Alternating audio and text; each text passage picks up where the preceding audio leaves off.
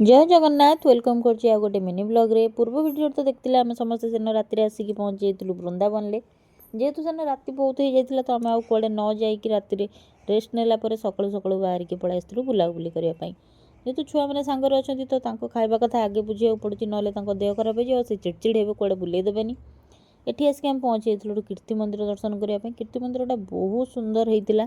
है सबू राधा कृष्ण को मंदिर एत सुंदर सजासजी होची मैंने तुम देखो घंटे 2 घंटा तो आखि न देखिले मैंने भल लगे ये जीवाई तो तुमको इच्छा ही हेनी एत सुंदर सजासजी ये रही ये देखुवे या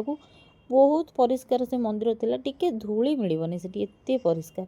बाहर मंदिरटा किसी एमती देखा जाऊला आम से फोटो उठे सारापर वीडियो किसी कर सारापर रिटर्न पलि आसलु नंदगाँव आम सब कौन कौन देखिलु सब मुझे देखी आउ गोटे मिनी ब्लॉग रे